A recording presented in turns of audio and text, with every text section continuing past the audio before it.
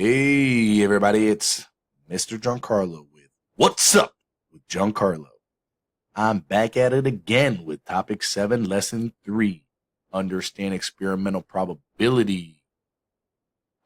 Yeah, woo, yippee. So, I can determine the experimental probability of an event. Oh yeah. Let's get started.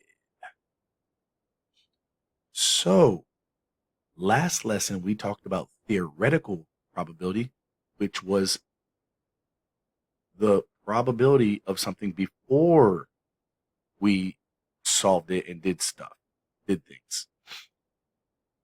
That was what we thought it would be before the experiment happened.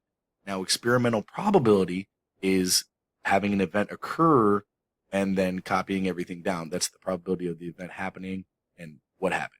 So the probability of the event is the number for experimental probability is the number of times an event occurs over the total number of trials. So let's say I have a coin, I have a quarter, okay? There's heads and there's tails. I flip it 10 times and it lands on heads 6 times. So what's the probability of landing on heads? Well, it landed on heads 6 times. That's how many times it occurred. 6. And then over the total number of trials, 10. So it'd be 6 over 10, or 6 divided by 10, which is 0.6. Multiply that by 100, and you get 60%. Okay? Write this down. Pause, write it, boom. All right? Example 1. Determine relative frequency and experimental probability. Yeah, determine relative frequency. Woo! So, we are going to start out saying that there are 47 winners out of a total of 275 players. What is the experimental probability? So, they mentioned winners. So, they're looking for the experimental probability of people winning the game that they played. We would take 47 and put it over 275. That is how we are going to find our experimental probability. 47 divided by 275 is approximately 0.1709. Okay? Now we're trying to find the percentage, so we multiply that decimal by 100 and we get 17.09. Now we're going to round 17.09 to 17.1, and that's going to be a percentage. And we're going to find the percent and we're going to round it to the nearest tenth because it just looks nicer, okay? On the quiz, on the homework, on the test, it will tell you to round to the nearest tenth or just leave it how it is. But for the most part, it'll be either whole number or to the tenth place, all right? So for this problem, for this example, the experimental probability is 17.1%. So they're saying 17.1% of the people that play this game win this game. That's how it worked out for the experiment. All right, go ahead, pause the video, write all of this down. Okay, we're moving on. All right, for example 2, quick dance break. Got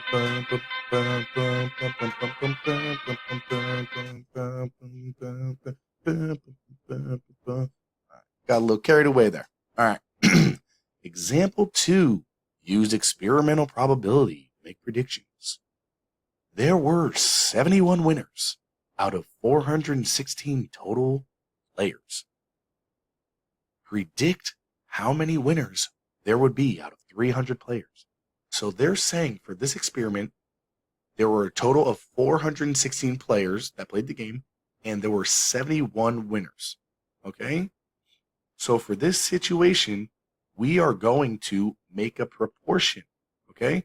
If you couldn't tell, there's a bat and ball right here. So this is going to be a bat and ball method style problem. We take 71 put it over 416. Okay? That is one ratio, and we're going to equal that to something over 300. Okay? We have the total players. We are trying to find the amount of winners. So now we do our bat and ball method. Draw our bat. Draw our ball. Okay? So we have it here. Winners go on top. Total players go on the bottom. Okay? Bat and ball method. Simple stuff. Pause the video. Write this down. Okay?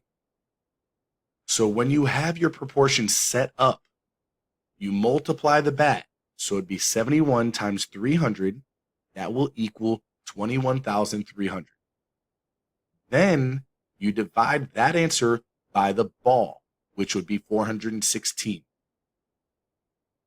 When you do that, it is approximately 51.20. Okay?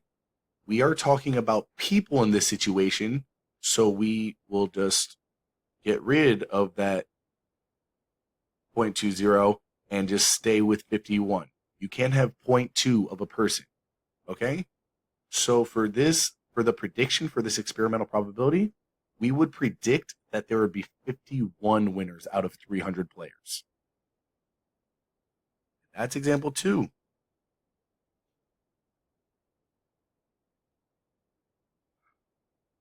Pause it, write this down. All right. Example 3, simulate a probability situation. Simulation is a model of a real-world situation that can be used to find probabilities. Write it down. All right. So we've got step A of example 3. We've got a cool spinner, okay? There's 4 equal sections. 1, 2, 3, 4. Green, yellow, blue, red. Okay? 4 equal sections. Since there's 4 equal sections, they all have an equal likely outcome. Okay? And the theoretical probability of landing on any of them is 25% because they're all equal. So they're all equally likely. So they all have a 25% chance of being landed on. That is the theoretical oopsies. That is the theoretical probability of landing on one of these colors. Okay? So we're going to talk about we're going to talk about green because that's my favorite color. So go ahead and write this down. You can just write green, yellow, blue, red. You don't actually have to color them in. If you want to, have a blast. But if you don't have the colored pencils or the markers or whatever, you can just write the name of the color. Okay?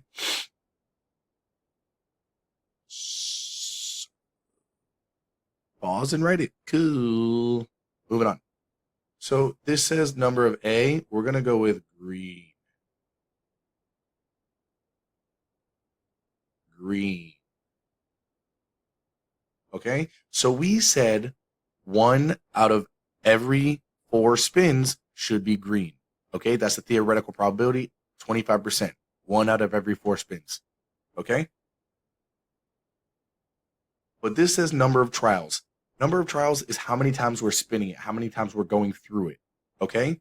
Number of results, number of green results, that's also like the relativity, the frequency of it popping up, of it landing on green. Okay? So this says, and then experimental probability is the decimal or the percentage. So I spin the spinner 10 times. It lands on green 4 times. That is 0.4 or 40% of the time landing on green. I know what you're thinking. That's crazy. That is so much higher than 25% that we thought it would be. Okay? And that's just 10 trials, so anything can happen. Then we bump it up to 25 spins, and it lands on green 9 times. That's 0.36 or 36%. Still a little crazy, but it's better than only 10 trials. Like, it's getting closer to our theoretical probability.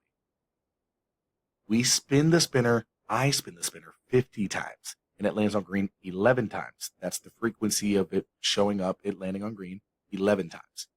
Now that's 0.22 of the time, or 22% of the time.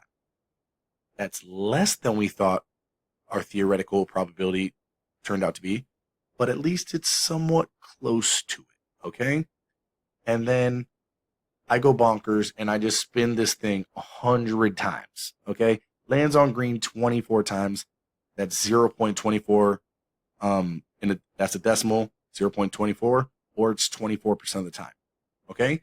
24% is pretty dang close to the 25% that we projected for theoretical probability, okay? Go ahead and write this down.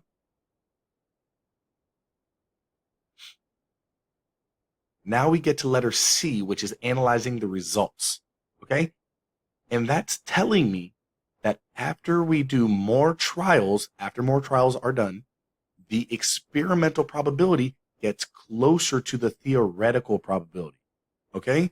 The more you continue to do the trials, the closer it's going to get to the theoretical probability, because there's more chances for it to get closer to what should happen, okay?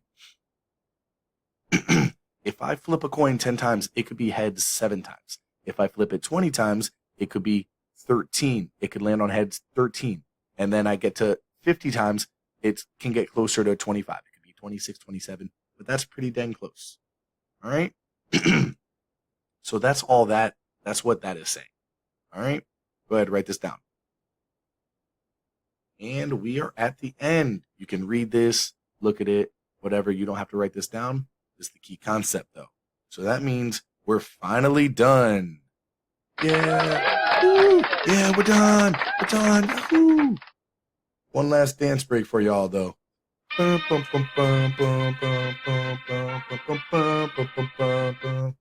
to be stuck in my head all day, man. All day. All right. So, you know the deal. It's over. I'll check y'all later. Get you next time. And if you're watching this video, you're part of the class. See you.